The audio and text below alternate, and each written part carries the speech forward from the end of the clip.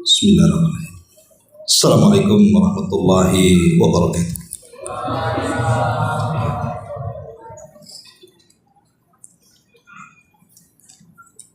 Alhamdulillah wassalatu wassalamu ala rasulillah wa ala alihi wa sahbihi wa mawalah wa la hawla wa la quwata illa billahi wa ba'd. Alhamdulillah, segala puja dan puji hanya milik Allah subhanahu wa ta'ala. Salawat dan juga salam kita hadiahkan kepada Rasul kita Nabi besar Muhammad sallallahu alaihi wa ala alihi wasallam. Alhamdulillah, di malam hari ini Allah subhanahu wa ta'ala mempertemukan kita di Masjid Pontrenis ini, di mana malam ini kita akan membahas tentang tafsir dari surah Al-Mulk. Nabi sallallahu alaihi wasallam bersabda, "Majtama'a qaumun fi baiti min buyutillah yatluna kitab Allah wa yatadarasunahu bainahum illa nazalat alaihimus sakinah wa ghasyiyatuhumur rahmah wa haffathumul malaikah wa dzakarallahu fi man indah." Tidaklah satu kaum, kata Nabi sallallahu alaihi wasallam, berkumpul di salah satu rumah daripada rumah-rumah Allah alias masjid. Di dalamnya dibacakan ayat-ayat Allah, maksudnya Al-Quran, dan dipelajari, kecuali Allah subhanahu wa ta'ala akan turunkan ketenangan. Allah akan tebar rahmat dan para malaikat akan meliputi, dan kita semua akan disebut-sebut Allah dan dipuji-pujinya di hadapan makhluknya yang di atas sana. Hadis ini menunjukkan tentang fadilah kita ini mempelajari Al-Quran. Makanya para ulama mengatakan fahmul hudud khairun min fahmil huruf. Mempelajari tentang batas-batas Al-Quran, di mana kita mengenal apa yang diperintahkan, apa yang dilarang, apa yang dihalalkan dan apa yang diharamkan dalam Al-Quran, itu jauh lebih baik dibandingkan hanya sekedar mengenal huruf-huruf Al-Quran. Kita tidak meragukan orang yang belajar tajwid, belajar tahsin Al-Quran atau makharijul huruf, itu baik. Tetapi seandainya seseorang itu mau lebih mendalami Al-Quran dengan mempelajari tafsirnya, maka itu jauh lebih baik lagi. Karena Quran itu bukan hanya sekedar diibadahi bacaannya, tetapi juga harus dipahami maknanya untuk diamalkannya. Maka malam ini, sesuai dengan permintaan pengurus, kajian tafsir kita dimulai daripada surah Al-Mulk ke bawah. Ma'asyiral muslimin wal muslimat rahimakumullah. Kita tidak mungkin mengkaji dalam satu pertemuan satu surat, karena memang surah Al-Mulk ini cukup panjang. Boleh jadi setiap pertemuan mungkin 1-2 ayat lebih, supaya kita lebih merinci isi daripada Al-Quranul Karim.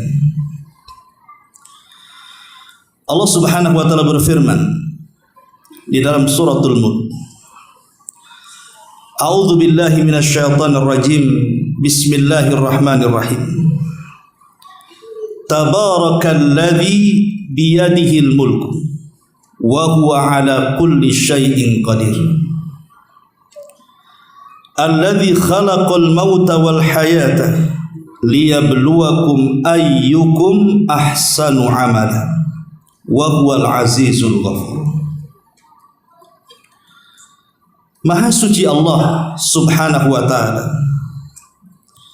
yang menguasai segala kerajaan, dan dia maha kuasa atas segala sesuatu.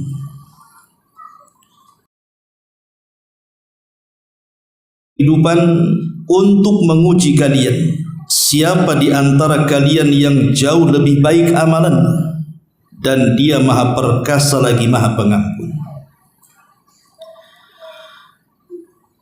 Ma'asyiral muslimin wal muslimat rahimani wa rahimakumullah. Sebelum saya menjelaskan tentang tafsir kalimat per kalimat dari suratul Mulk, tentu ada baiknya kita menjelaskan tentang fadilahnya dulu.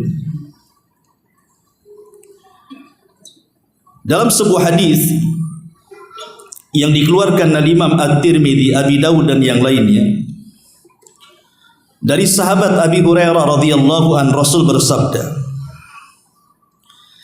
"Inna suratan minal Qur'ani 30 ayatan syafa'at li rajulin hatta ghufira lahu, wa hiya suratu tabarakalladzi biyadihil mulku."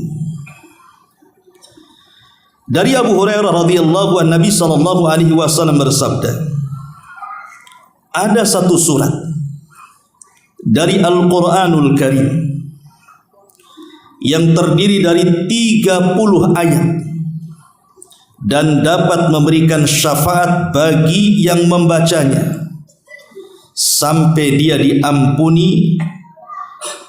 Maksudnya adalah ayat tabarakalladzi biyadihil mulku. Hadis ini menjelaskan kepada kita satu keutamaan besar bagi orang-orang yang mendawamkan membaca suratul Mulk, bahwa surat ini akan menjadikan syafaat bagi para pembacanya. Secara umum Al-Quran itu memberi syafaat kepada pembacanya,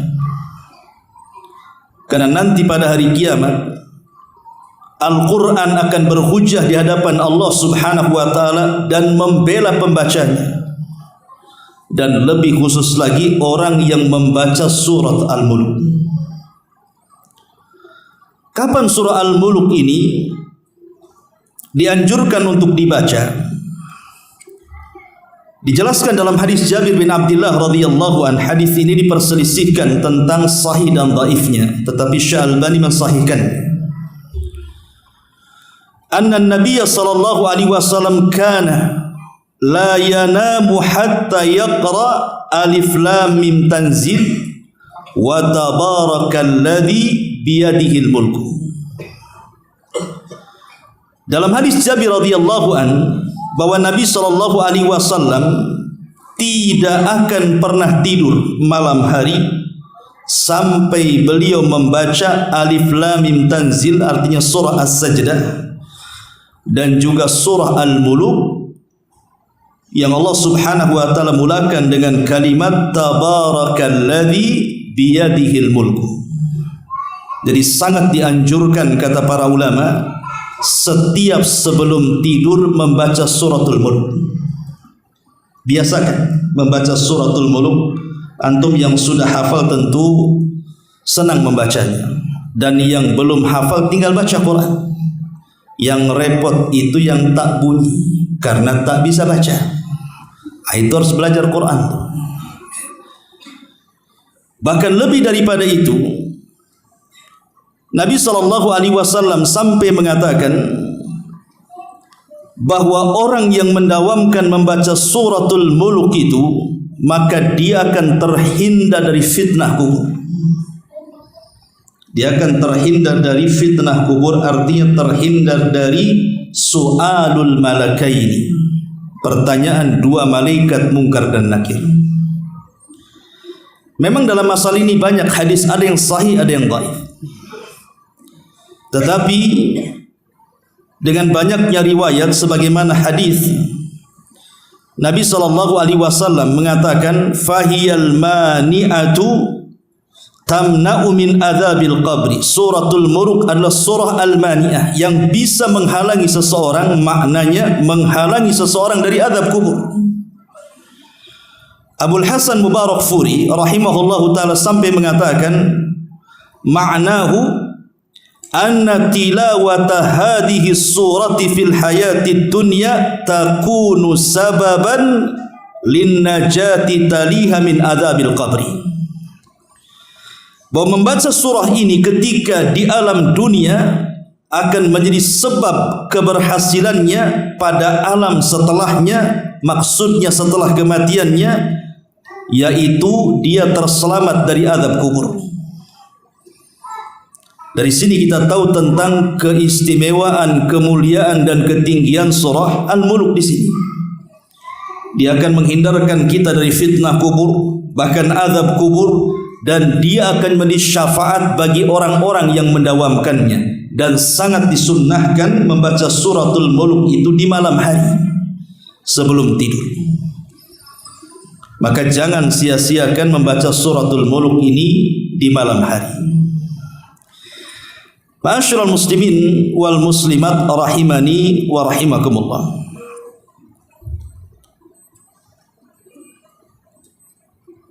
Kemudian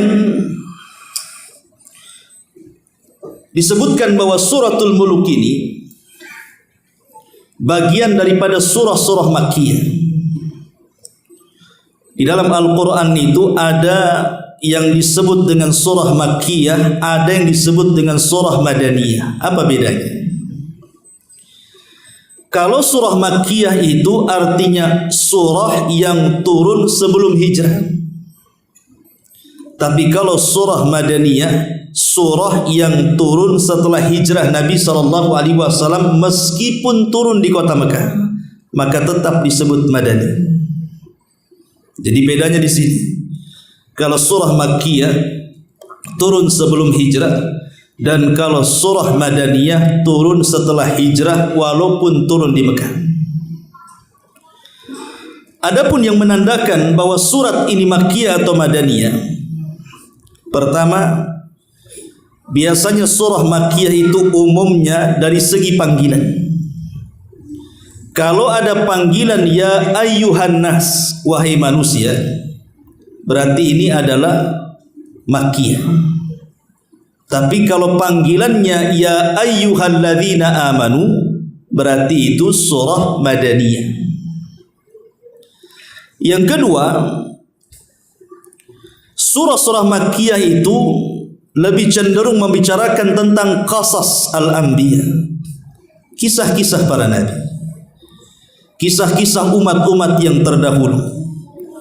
Jadi kalau Al-Quran menceritakan tentang kisah-kisah umat terdahulu, menunjukkan bahwa surah tersebut Makkiyah dan bukan Madaniyah.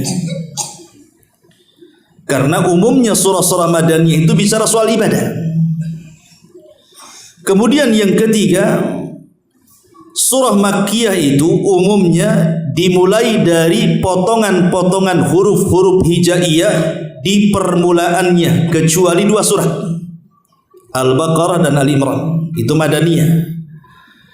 Tapi selain Al-Baqarah dan Al-Imran, surat-surat yang dimulai dengan potongan-potongan huruf hijaiyah seperti Alif Lam Mim, Alif Lam Ra, Yasin, Toha dan yang semacamnya, itu biasanya Makkiyah. Kecuali tadi Al-Baqarah dan Al-Imran, dia Madaniyah. Kemudian juga surah-surah Makkiyah itu ditandai dengan ayat-ayat sajdah. Dan ada 15 tempat kalau kita membaca surat dan ada perintah atau kalimat sajdah, sujud, maka di situ disunnahkan untuk sujud tilawah. Jadi sujud-sujud tilawah itu umumnya terjadi sebelum hijrah. Makanya tanda bahwa surat ini Makkiyah ditandai dengan ayat-ayat sajdah, perintah tentang sujud tilawah.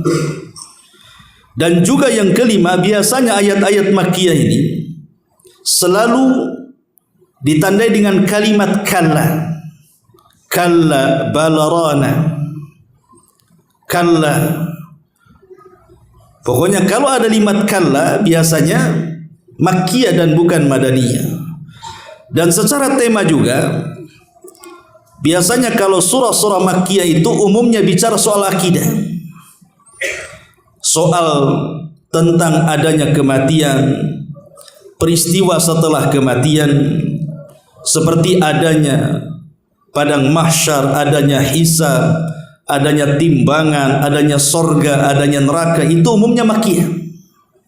Karena surah-surah Madaniyah itu tidak bicara soal ini. Umumnya surah-surah Madaniyah itu bicara soal hukum, salat, puasa, zakat, haji, dan begitu seterusnya.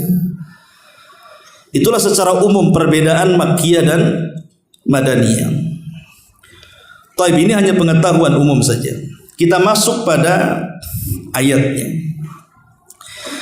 Ma'asyiral muslimin wal muslimat rahimani wa rahimakumullah.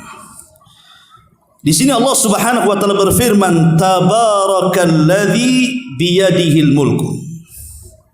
Tabarak. Tabarak itu artinya berkah. Tabarak itu artinya keberkahan, dan di sini diartikan Maha Suci Allah. Dan kalimat berkah di sini, bahwa berkah itu datang dari Allah Subhanahu wa taala. Ada istilah al-mubarik, ada istilah al-mubarak. Jadi al-mubarik itu adalah Allah Subhanahu wa taala, dialah zat yang memberikan berkah. Adapun al-mubarak, yang diberikan berkah artinya makhluknya. Jadi berkah itu semua biyadillah, berada di tangan Allah Subhanahu wa taala. Tabarakalladzi biyadihil mulku. Jadi berkah itu semua di tangan Allah Subhanahu wa taala. Dan makna berkah sendiri artinya luzumul khairi wastiqrar, kebaikan yang menetap yang tidak akan pernah hilang dari makhluk yang Allah berkahi. Jadi kalau orang itu diberkahi, maka dia akan penuh kebaikan dalam hidupnya. Itulah arti berkah. Karena berkah sendiri diambil dari kata birkah. Birkah itu artinya tempat minumnya unta, semacam kolam yang kalau diisi air tidak akan tumpah. Ketika kebaikan itu Allah berikan kepada seseorang, maka kebaikan itu tidak akan pernah hilang pada seseorang. Maka carilah berkah dalam kehidupan dunia ini. Dan Allah Subhanahu wa taala sudah membagi-bagi berkah itu ada pada zaman. Jadi berkah itu terkadang menempel pada waktu, menempel pada tempat, menempel pada benda-benda tertentu. Contohnya umpamanya Al-Quranul Karim. Quran itu berkah. Dialah sesuatu yang diberkahi oleh Allah Subhanahu wa taala karena dia kalamullah azza wa jalla. Lah ketika Al-Quran turun, maka membawa keberkahan kepada segala sesuatu. Ketika Al-Quran turun kepada Nabi SAW, maka Rasul menjadi manusia yang sangat diberkahi. Ketika Al-Quran turun di masa generasi para sahabat, maka generasi para sahabat adalah generasi yang diberkahi. Makanya Rasul mengatakan, khairun nasi qarni, thumma alladhina yalunahum, thumma alladhina yalunahum. Sebaik-baik manusia itu generasiku, kemudian setelahnya dan setelahnya. Kemudian ketika Al-Quran turun di kota Mekah, maka kota Mekah menjadi kota yang paling berkah. Tidak ada satupun kota di alam dunia ini seberkah Mekah. Kenapa? Karena salah satu alasannya Quran turun di situ. Kemudian ketika Al-Quran turun di malam Lailatul Qadar, maka malam itu disebut malam yang penuh berkah. Sampai Allah mengatakan, inna anzalnahu fi lailatul qadr wa ma adraka ma lailatul qadr, lailatul qadri khairun min alfi syahrin. Saking berkahnya malam itu, siapa yang mendapatkannya maka dia sama mendapatkan pahala ibadah selama 83 tahun 6 bulan, atau bahasa Quran 1000 tahun. ketika Al-Quran turun di bulan Ramadan, maka bulan Ramadan menjadi berkah. Kalau seandainya kemudian Quran menjadikan kota Mekah berkah, Nabi SAW diberkahi, bulan Ramadan diberkahi, Lailatul Qadar diberkahi, generasi para sahabat diberkahi. Anda bisa bayangkan kalau seandainya Al-Quran itu masuk ke dada-dada kita. Maka Nabi SAW mengatakan, khairukum man ta'allama al-Qur'ana wa 'allama. Sebaik-baik kalian adalah orang yang belajar Al-Quran dan mengajarkan Al-Quran kepada manusia. Maka bacalah Al-Quran, pelajari Al-Quran, maka anda akan diberkahi Allah Subhanahu wa ta'ala. Tabarakalladzi biyadihil mulku. Jadi Al-Quranlah berkah. Ma'asyiral muslimin, tentu sedikit bicara soal berkah. Berkah ini Allah Subhanahu wa ta'ala terkadang memberikan berkah kepada sesiapa atau kepada benda apapun yang dikehendakinya. Tapi terkadang Allah juga mencabut keberkahan dari seseorang atau dari benda yang dikehendakinya.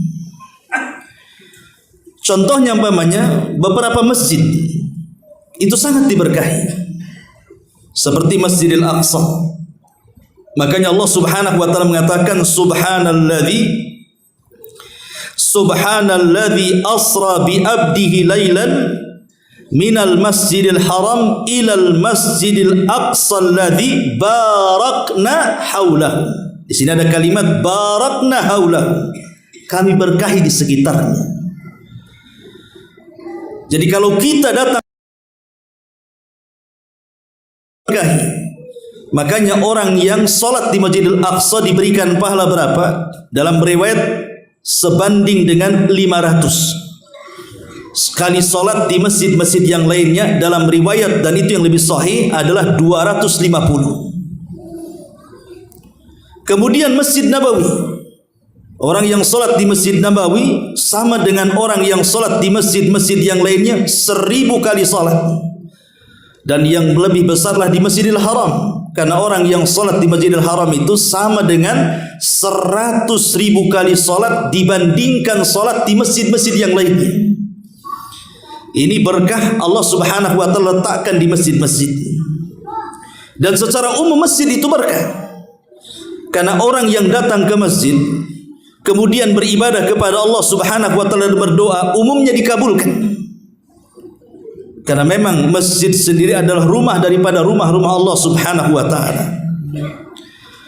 Termasuk juga hal-hal yang diberkahi adalah 10 awal bulan Dzulhijjah. Itu sangat diberkahi dari segi waktu ya, karena orang yang beramal saleh di 10 awal bulan Dzulhijjah itu sama dengan orang yang mati syahid yang mengorbankan harta dan jiwanya. Kemudian sampai kepada waktu sahur, itu waktu berkah. Makanya Rasul mengatakan, tasahharu fa inna fi sahurikum barakah. Sahurlah kalian karena dimakan sahur itu ada berkah. Termasuk juga air Zam-Zam, itu air yang diberkahi. Air Zam-Zam itu air yang diberkahi. Makanya Rasul mengatakan, ma'uz Zam-Zam lima syuribalahu, bahwa orang yang meminum air Zam-Zam itu akan mengabulkan setiap doa peminumnya. Jadi kalau antum diberikan Zam-Zam oleh saudara kita yang habis umrah atau haji, ketika minum itu berdoa. Doanya apa? Ya terserah, minta ilmu, minta supaya amal kita diterima, minta supaya kita diistiqomahkan, dan begitu seterusnya. Termasuk juga beberapa makhluk yang dijadikan sumpah dalam Al-Quran. Seperti Allah Subhanahu wa ta'ala berfirman, wattini wazzaituni wa turi sinina wa hadal baladil amin. Wattin, buah tin. Buah tin itu buah berkah, karena penuh dengan kesehatan siapapun yang memakannya. Kemudian wazzaitun, minyak zaitun, itu sangat berkah sekali, karena penuh dengan kesehatan sesiapa yang meminumnya. Bahkan ada yang mengatakan waturi sinin, maksudnya bukit Tur Tur Sina itu maksudnya diisyaratkan kepada asal, kepada madu jabali. Karena madu itu kan ada 3 macam. Ada madu gunung, ada madu pohon, dan ada madu peliharaan. Yang paling bagus itu madu gunung. Itu madu itu sangat diberkahi. Kemudian juga wa hadzal baladil amin disyaratkan kepada air Zam-Zam. Bayangkan di sini Allah Subhanahu wa taala menunjukkan perobatan dengan cara 1 dimakan, 1 dioles, 1 diminum, dan 1 untuk mandi. Yang dimakan buah tin, yang dioles minyak zaitun, yang dimakan madu, yang digunakan untuk mandi air Zam-Zam. Kalau 4 perkara kita gunakan untuk berobat, maka mana penyakit yang tidak akan terkalahkan? Karena 4-empatnya dijadikan sumpah dalam Quran. Semuanya berkah. Itulah berkah. Ma'asyiral muslimin yang dimuliakan Allah, itu makna daripada tabarakalladzi biyadihil mulku. Kemudian Allah Subhanahu wa taala mengatakan di sini, tabarakalladzi biyadihil mulku. Maha berkah atau maha suci Allah yang di tangannya kekuasaan. Ingat, kekuasaan itu semua di tangan Allah Subhanahu wa taala. Manusia tidak berkuasa. Sehebat apapun manusia, seberkuasa apapun manusia, ada batasnya. Manusia tidak sanggup melakukan apapun seperti Allah melakukan kepada kita sebagai makhluknya. Saya contohkan beberapa kisah. Kita tahu bahwa di akhir zaman salah satu makhluk yang akan memfitnah manusia adalah turunnya Dajjal. Bahkan tidak ada fitnah sejak diciptakan Adam sampai dikiamatkan melebihi fitnah Dajjal. Sebagaimana sabda Nabi SAW, bagaimana tidak Dajjal ini diizinkan oleh Allah Subhanahu wa taala diberikan sebagian kecil dari rububiyahnya. Kata Dajjal hujan, hujan. Kata Dajjal tumbuh, tumbuh. Kata Dajjal hidup, hidup, walaupun yang hidup syaitan. Tetapi walaupun Dajjal itu manusia sakti, bahkan tidak ada yang lebih sakti di kolong langit melebihi Dajjal, Dajjal tidak berkuasa untuk menghapus kalimat kafara dalam dahinya. Dajjal itu ada tulisan kafir di dahinya, tapi dia tidak bisa menghapusnya. Padahal dia sakti. Kenapa dia tidak bisa menghapus kalimat kafir? Karena dia tidak berkuasa. Dan Dajjal itu pincang, jalannya egang, bengkok, seperti busur. Dari busur panah itu gimana lah kan begitu. Artinya Dajjal itu tidak seperti manusia normal cara jalannya, karena betisnya bengkok. Tapi dia tidak bisa menjadikan bengkok betisnya menjadi lurus. Dia akan tetap seperti itu. Dia tidak bisa meluruskan kakinya, padahal dia sakti kan, menunjukkan dia tidak berkuasa. Bahkan Dajjal itu buta sebelah. Kalau memang dia sakti, harusnya dia bisa mengobati matanya. Rupanya dia tidak bisa mengobati matanya. Padahal dia bisa memerintahkan langit hujan-hujan, memerintahkan bumi tumbuh-tumbuh, bahkan mengelabui orang-orang yang sudah mati hidup menjadi hidup. Padahal itu jelmaan syaitan. Bahkan banyak orang-orang yang mengikuti Dajjal hari itu. Sampai-sampai Nabi SAW mengatakan, apabila engkau berjumpa dengan Dajjal, falyan'a anhu, lebih baik kabur, ambil kaki 1000, lari, kabur, jangan dekat-dekat. Pasti engkau akan menjadi pengikutnya. Karena hebatnya Dajjal. Tapi sehebat-hebatnya Dajjal pun kekuasaannya terbatas. Dia tidak bisa menyembuhkan matanya. Dia tidak bisa menghapus kafir di dahinya. Dia tidak bisa berjalan dengan cara lurus layaknya manusia. Bahkan Dajjal tidak bisa masuk kota Madinah. Dajjal tidak bisa masuk kota Mekah. Menunjukkan kekuasaan itu hanya milik Allah Subhanahu wa taala. Ini satu contoh. Contoh yang lainnya, kalau kita membaca suratul Uhdud, Di situ ada kisah anak muda dalam peristiwa besar pembakaran 20.000 manusia yang beriman kepada Allah dan Rasulnya di zaman setelah wafatnya Isa dan sebelum diutusnya Nabi SAW. Kisahnya disebut Ashabul Ukhdud. Allah Subhanahu wa taala mengatakan Ridzatil waqud idhum 'alaiha qu'ud wa hum 'ala ma yaf'aluna bil mu'minina syuhud. Dalam kisah Ashabul Ukhdud itu ada seorang raja namanya Dzunwas. Dia punya penasihat spiritual dari tukang sihir.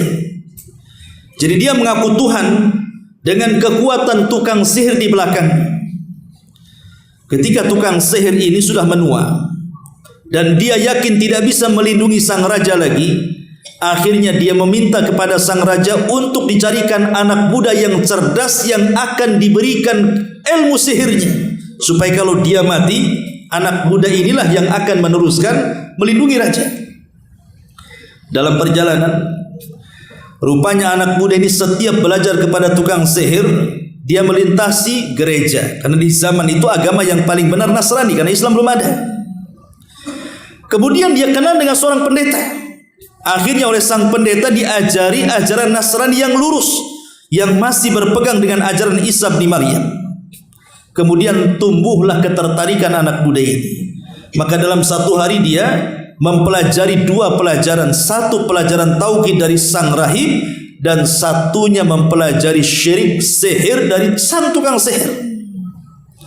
Tapi hatinya cenderung kepada tauhid dibandingkan kepada kesyirikan. Sampai akhirnya kemudian dia pun meninggalkan tukang sihir dan fokus belajar kepada sang rahib. Satu hari kemudian anak muda ini akhirnya berkelana. Dan sang rahib mengatakan bahwa kalau ada yang bertanya kepadamu siapa yang mengajarkan ilmu kepadamu, jangan kau sebut-sebut aku, rahasiakan aku. Sampai satu hari sang anak muda ini ingin membuktikan tentang ilmu sang rahib. Ada hewan buas yang suka menghalangi orang. Akhirnya dia ambil kerikil kecil, kemudian dia tidak memantra-mantrai dengan sihir yang sudah dipelajari dari tukang sihir. Dia hanya mengatakan, ya Allah, kalau memang tukang sihir, bunuhlah dengan tanpa mantra binatang buas yang mengganggu manusia itu. Akhirnya dilempar, mati binatang itu. Dari situ dia yakin tentang karamah Allah Subhanahu wa taala. Sejak itulah seorang anak muda ini menjadi seorang tabib yang bisa mengobati banyak penyakit sampai kepada buta sekalipun bisa disembuhkan. Sampai satu hari sang raja ini punya penasehat dan dia orang buta. Penasihat sang raja ini mendengar ada anak muda sakti yang bisa menyembuhkan matanya. Kemudian dicari ketemu. Tapi anak muda ini memberikan syarat bahwa dia harus masuk ke agamanya. Dia tidak boleh menuhankan raja dan mengatakan Tuhan satu-satunya Allah. Kemudian dia akan berdoa kepada Allah untuk menyembuhkan penyakitnya. Diterimalah syarat itu. Kemudian anak muda ini berdoa kepada Allah, sembuhlah kedua matanya. Ketika kemudian sang raja tahu bahwa kedua matanya sembuh, maka sang raja kemudian bertanya siapa yang menyembuhkan kedua mata. Maka penasihat ini mengatakan yang dan Tuhan. Ya, sang raja kaget karena dia mengaku Tuhan. Kenapa ada Tuhan selain aku? Maka dia marah. Kemudian dipaksa siapa yang menyembuhkan. Akhirnya diberitahu karena disiksa, ditangkaplah sang anak muda dimasukkan ke dalam penjara. Kemudian anak muda disiksa sampai ngaku siapa yang mengajarinya. Kemudian karena tidak tahan, terpaksa dia menyebutkan sang rahib, ditangkap, dimasukkan lagi ke penjara. Mulailah terjadi eksekusi hukuman. 3 orang dipaksa untuk murtad dan kembali menyembah sang raja, tapi 3-tiganya istiqomah. Lihat bagaimana hidayah itu kalau sudah masuk ke dalam hati, maka dia tidak akan takut siapapun kecuali Allah Subhanahu wa taala. Akhirnya sang raja mengatakan kepada algojonya, gergaji 2 manusia ini. menterinya dan juga sang rahib. Digergaji jadi dua, mati. Adapun anak muda ini, sang raja ingin membunuh dengan cara lain supaya menjadi ibrah bagi yang lainnya. Siapapun yang tidak tunduk dan menuhankan dia, nasibnya sama dengan anak muda itu. Akhirnya kemudian dikumpulkan masyarakat. Kemudian anak muda ini dibawa ke bukit yang sangat tinggi untuk dilempar dari atas bukit itu. Maka anak muda ini berdoa kepada Allah Subhanahu wa taala dan mengatakan, Allahumma kfinihim, ya Allah jagalah aku dari mereka, lindungi aku dari mereka. Tiba-tiba bukit itu terjadi gempa dan lini. Akhirnya prajurit yang membawa anak muda ini terjatuh, semuanya mati. Anak muda ini pula selamat. Sang raja geleng-geleng kepala, kemudian ditangkap lagi. Kalau begitu lempar di tengah lautan. Akhirnya sang prajurit pun banyak membawa dia ke tengah lautan. Anak muda ini berdoa lagi kepada Allah dan mengatakan, Allahumma kfinihim, ya Allah pelihara aku, jaga aku dari mereka. Tiba-tiba datang ombak menghantam kapal, semua prajurit karam mati, anak muda ini pula selamat. Raja makin bingung, ditangkap lagi. Pokoknya setiap kemudian hendak dieksekusi mati selalu selamat, dan prajuritnya yang mati. Lihat bagaimana tabarakalladzi biyadihil mulku. Kekuasaan itu milik Allah, bukan milik Dzunnuwas, sang raja zalim di zaman Ashabul Ukhdud. Padahal dia sudah mengerahkan segala sesuatunya kan. Semua pasukan dikerahkan untuk membunuh anak muda ini, tapi tak mati-mati. Siapa yang menjaga anak muda ini tidak mati? Kalau bukan kekuasaan Allah Subhanahu wa taala. Dzunnuwas berkuasa di Najran, Yaman, tapi kekuasaan dia terbatas. Dia tidak bisa membunuh anak muda ini. Sampai akhirnya anak muda ini berpikir, kemana saja pasti saya akan ditangkap dan pasti akan diupayakan untuk dibunuh. Maka dia mengatakan, jangan sampai kematianku sia-sia dan tidak bermanfaat bagi manusia. Akhirnya dia menyerahkan diri dan mengatakan, wahai raja, kalau engkau ingin membunuhku maka sangat mudah sekali. Lah kebetulan sang raja sudah dendam ingin membunuhnya. Tiba-tiba anak muda ini menyebutkan kelemahannya. Maka anak muda ini mengatakan, kalau engkau ingin membunuhku, siapkan busur, aku akan sediakan anak panahku. Dengan anak panahku lah yang akan melesat tepat di pelipis mataku, maka engkau akan bisa membunuhku. Dengan syarat ketika melepas anak panah engkau membaca bismillah, sebut nama Allah, Rabbnya anak muda itu. Akhirnya manusia dikumpulkan, anak muda diikat di tiang. Raja sudah memang dendam dengan anak muda itu. Diambil busur, diberikan anak panah, langsung dia membawa atau mengucap mantra yang diajarkan anak muda itu. Kan itu syaratnya. Kalau tidak membaca itu maka dia tidak bisa membunuhnya. Dia tidak sadar kalau mantra yang ia ucapkan itu membatalkan ketuhanannya. Dia kan ngaku Tuhan. Kemudian ketika melesatkan anak panah, dia mengatakan Bismillahirrabbilghulam, dengan menyebut Tuhan anak muda itu. Harusnya dengan menyebut dirinya kan. Dia sebut Tuhan anak muda itu di hadapan manusia. Akhirnya manusia tahu bahwa dia bukan Tuhan, karena dia menyebutkan Tuhan anak muda itu. Ketika kemudian melesat anak panah persis di pelipisnya, mati anak muda itu. Dan semua manusia menyaksikan, tiba-tiba mengatakan amanna bi rabbil gulam, seolah-olah dikomando oleh sang raja. Semua mengatakan kami beriman dengan Rabbnya anak muda itu. Makin pusinglah ini. Yang kurang ajar satu, sekarang semua pula kurang ajar. Ya. Ini menunjukkan apa? Tabarakalladzi biyadihil mulku. Yang punya kuasa itu Allah. Allah bisa membolak-balikan hati yang kufur menjadi iman kan?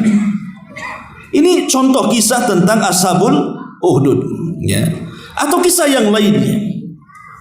Di zaman Nabi Ibrahim alaihi salatu wassalam, kita tahu Nabi Ibrahim ini hijrah ke beberapa tempat. Berawal dari Irak, kemudian hijrah ke Haran, kemudian dari Haran hijrah ke Palestina, kemudian dari Palestina hijrah ke Mesir, kemudian dari Mesir hijrah lagi ke Palestina, dari Palestina hijrah ke Mekah. Jadi Ibrahim ini hijrah ke mana-mana. Yang ingin saya kisahkan adalah ketika Ibrahim hijrah ke Mesir membawa istrinya Sarah. Karena ketika itu di Palestina terjadi pacaklik. Tidak mungkin Ibrahim hidup dengan kondisi paceklik. Maka dia mencari penghidupan sampai kemudian di Mesir. Ketika dia pun sudah mulai berdakwah sedikit demi sedikit di tanah Mesir, rupanya Raja Mesir itu punya keanehan seksual, di mana Raja Mesir di zaman Nabi Ibrahim itu dia tidak suka melihat istri orang cantik. Jadi kalau ada istri orang cantik, maka istrinya akan diculik, suaminya akan dibunuh. Kalau bisa istrinya jelek semua. Kalau ada yang cantik diambil. Itulah keanehannya. Lah Sarah ini wanita tercantik. Sampai ada sebagian asar mengatakan bahwa Sarah ini mewarisi separuh kecantikan Hawa, sebagaimana Yusuf mewarisi separuh ketampanan Adam. Makanya Sarah selalu menutupi mukanya supaya tidak ketahuan. Tapi satu hari Sarah ini tersingkaplah kemudian hijabnya nampak oleh prajurit. Kemudian dilaporkan kepada sang raja bahwa ada wanita paling cantik di Mesir, katanya. Maka sang raja mengatakan, kalau gitu tangkap wanita itu, interogasi itu laki-lakinya. Maksudnya Ibrahim, apakah dia suaminya atau saudaranya? Kalau suaminya bunuh, kalau saudaranya biarkan. Maka Ibrahim mengatakan kepada istrinya, kalau engkau ditangkap oleh prajurit raja, jangan kau bilang aku suami, tapi bilanglah aku saudari, aku saudaramu. Maksudnya saudara seiman. Ya, ini salah satu tauriah dustanya Ibrahim untuk supaya melindungi jiwanya, dan dengan sebab dusta inilah Ibrahim tidak berikan syafaat. Akhirnya betul ditangkap tuh. Ketika ditanya siapa laki-laki ini, kata Sarah, dia saudaraku. Maka Ibrahim pun kemudian dibiarkan hidup. Ketika kemudian Sarah dibawa ke hadapan sang raja, nampak wanita cantik. Sang raja sudah mau buas saja itu, menerkam saja. Tiba-tiba ketika hendak menjamahnya, kemudian Sarah berdoa kepada Allah Subhanahu wa taala untuk dilindungi. Tiba-tiba raja pun terkulai stroke, kemudian terguling. Maka sang raja akhirnya tahu siapa wanita di depannya bukan wanita biasa. Maka dia mengatakan, wahai fulanah, tolong aku, sembuhkan aku. Berdoalah kepada Tuhan. Akhirnya Sarah pun berdoa, rupanya sembuh lagi. Setelah sembuh, bukannya bertobat, malah ingin menjamah kedua kalinya. Maka Sarah berdoa lagi. Tiba-tiba kemudian raja itu ambruk lagi. Sampai 3 kali raja ketakutan. Kemudian memanggil prajuritnya dan mengatakan, kusuruh kalian membawa manusia, kenapa kau bawa setan kemari? Akhirnya kemudian karena sang raja ketakutan kepada Sarah ini, disangka tukang sihir, maka dia menghadiahi Sarah ini seorang budak wanita namanya Hajar. Kemudian bawalah Hajar, pergi kau dari sini dan jangan pernah hadir di sini lagi. Allah Subhanahu wa taala selamatkan Sarah dari raja zalim karena berkat doa dia dan doa Ibrahim dari kejauhan dengan cara salat. Jadi ketika Sarah ditangkap, Ibrahim langsung salat. Dan inilah yang kemudian dijadikan dalil oleh Nabi sallallahu alaihi wasallam. Disebutkan oleh Abu Hurairah radhiyallahu an, kana Nabi sallallahu alaihi wasallam idza hasabahu amrun fazia ila salat. Rasul itu kalau ada masalah yang tidak bisa keluar dari masalah itu, maka dia langsung salat supaya keluar dari masalah itu. Ya. Dari sini kita tahu bagaimana sang raja tidak bisa menyentuh Sarah. Atas kuasa siapa? Karena dia seorang wanita. Wanita yang lemah di hadapan raja yang kuat, yang banyak prajuritnya coba. Tapi dia tidak bisa menyentuh Sarah. Ini menunjukkan apa? Kekuasaan manusia terbatas. Karena yang berkuasa itu Allah Subhanahu wa taala. Kalau Allah tidak berkehendak, maka tidak akan terjadi. Makanya Allah Subhanahu wa taala mengatakan, "Qulillahumma malikal mulki tu'til mulka man tasha wa tanzi'ul mulka mimman tasha wa tu'izzu man tasha wa tudhillu man tasha biyadikal khair innaka ala kulli syai'in qadir." Ya. Katakan ya Muhammad, wahai Tuhan pemilik kekuasaan, Engkau berikan kekuasaan kepada siapapun yang Kau kehendaki. Engkau cabut kekuasaan dari siapapun yang Kau kehendaki. Engkau muliakan kepada siapapun yang Kau hendaki. Kau hinakan juga kepada siapapun yang Kau kehendaki. Di tangan Engkau lah segala kebaikan. Sungguh Engkau maha kuasa atas segala sesuatu. Jadi kekuasaan itu milik Allah Subhanahu wa taala, bukan milik siapa. berkuasa. Kalau Allah berkehendak si fulan tidak akan berkuasa, tidak akan berkuasa. Ketika Samuel itu nabi terakhir dari nabi-nabi Bani Israel. Karena ketika itu kan Bani Israel dipimpin oleh para nabi. Akhirnya kemudian ketika mereka dijajah oleh Raja Jalut, maka mereka meminta kepada Samuel untuk tidak mau dipimpin nabi. Kami mau dipimpin raja. Kata Samuel, baik, saya akan pilihkan kepada kalian raja. Akhirnya dipilihkan anak muda yang miskin sekali, namanya Tolut. Tapi walaupun Tolut ini miskin, tapi Tolut ini punya kecerdasan dan punya tenaga, kuat orang. Akhirnya kemudian para pembesar Bani Israel mengejek, kenapa mesti Tolut menjadi raja kami? Bukankah banyak orang kaya, banyak orang terpandang, banyak orang mulia? Kenapa mesti si Tolut? Kenapa orang miskin jadikan raja? Apa tidak ada orang lain? Tapi ingat, Allah sudah memilih Tolut. Bagaimanapun caranya dia harus jadi raja. Akhirnya tabut kotak yang dulunya Nabi Musa kecil berada di kotak itu dan dihanyutkan, itu disebut tabut. Tabut itu menjadi benda berharga, benda sakti, sangat diagungkan dan disucikan. Tabut itu dicuri oleh Jalut. Akhirnya malaikat Jibril diutus oleh Allah untuk mencuri. Karena siapapun yang memegang tabut itu, maka menurut keyakinan Bani Israel, maka mereka akan menang perang. Ketika kemudian Bani Israel tahu bahwa Tolut memiliki tabut, yang tadinya mereka memprotes, macam mana raja kami kok orangnya lemah, orangnya miskin. Ketika melihat tabut ada di tangannya, mereka baru yakin bahwa Tolutlah raja kami. Lihat bagaimana Allah kalau sudah menentukan si fulan maha berkuasa, pasti Allah akan jadikan. Tapi kalau Allah subhanahu wa ta'ala tidak berkehendak, tidak akan bisa.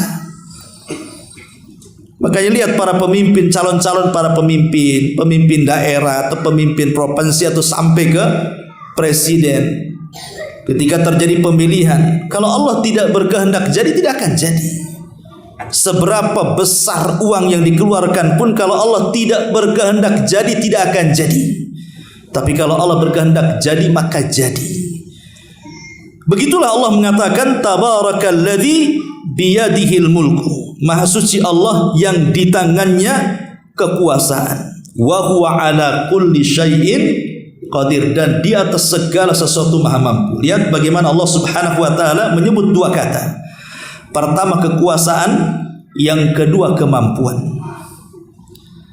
Dan dua-duanya harus ada. Dia punya kekuasaan tapi tidak punya kemampuan, dia akan lemah. Kekuasaannya akan roboh. Dia punya kemampuan tapi tidak punya kekuasaan pun percuma, apa yang mau dikuasa? Makanya harus ada dua. Harus ada kekuasaan dan harus ada kemampuan. Dan itulah Allah subhanahu wa ta'ala. Dia zat yang maha berkuasa, dan dia juga maha punya kekuatan dan punya kemampuan. Tidak ada satupun yang bisa mengalahkan Allah, dan Allah bisa mengalahkan siapapun dari makhluknya. Allah lah yang berkuasa. Ma'asyiral muslimin yang dimuliakan Allah subhanahu wa ta'ala. Dan kisah-kisah tentang kemahakuasaan luar biasa. Contoh yang lain pamannya kisah Ibrahim. Ketika berdebat dengan Namrud, apa kata Namrud? Ketika Namrud mendengar bahwa ada anak muda dibakar hidup-hidup kok tidak mati. Jadi Ibrahim itu dibakar oleh salah satu menteri. Ya, salah satu menteri bawahan Namrud, karena menghancurkan patung-patung istana, kemudian dibakar. Kok tidak mati? Jadi Namrud yang kekuasaan besarnya mendengar kok ada orang dibakar, kok nggak mati? Penasaran dia. Panggil siapa orang itu yang dibakar nggak mati itu. Dipanggil rupanya Ibrahim. Kemudian mulailah Namrud bertanya kepada Ibrahim, siapa Tuhan? Maka Ibrahim mengatakan, Rabbiyalladzi yuhyi wa yumit. Oh, Rabbku zat yang maha menghidupkan dan maha mematikan. Kata si Namrud, kalau itu aku juga bisa. Kemudian Namrud mengatakan, datangkan dua kriminal itu dari penjara, yang satu dieksekusi mati, yang satu dilepaskan. Lihat, aku bisa mematikan dan aku bisa menghidupkan. Yang satu kubunuh, yang satu kubiarkan. Nah, aku bisa menghidupkan, matikan. Sebenarnya bukan itu maksudnya. Tapi Ibrahim pun gak mau melanjutkan berdebat soal ini, kan ini soal darah. Ibrahim cari topik lainnya. Maka Ibrahim mengatakan, baik, Rabbiyalladzi, Rabbku, kata Ibrahim, dia mendatangkan matahari dari arah timur. Kalau kau sanggup, fa'ti biha minal maghrib, datangkan dari arah barat. Maka ketika kemudian Ibrahim mengatakan seperti itu, fabuhital ladzi kafar, Namrud pun tidak bisa apa-apa. Cemana dia akan merubah terbitnya matahari yang dari timur ke barat? Gak akan bisa. Artinya sekelas Namrud saja, penguasa dunia, kan ada 4 orang yang menguasai dunia, yang 2 mukmin 2 kafir. Yang mukmin Sulaiman dan Dzulqarnain, yang kafir Bukhtun Nasr dan Namrud. Bahkan penguasa dunia sekalipun Namrud tidak bisa memindahkan matahari terbit dari barat. Ya, karena dia tidak punya kesanggupan. Ya, mungkin dia punya kekuasaan, tapi dia tidak punya kesanggupan. Makanya di sini Allah Subhanahu wa taala katakan bahwa Allah zat yang maha berkuasa dan maha mampu atas segala sesuatu. Wallahu alam. Ini sudah masuk isya, ya. Untuk persiapan wudu juga. Tidak ada pertanyaan. Mungkin sampai di sini insyaallah kita lanjutkan baru 1 ayat. Subhanaka bihamdika asyhadu an la ilaha illa anta astaghfiruka wa atubu ilaik. Allah taala. Assalamualaikum warahmatullahi wabarakatuh.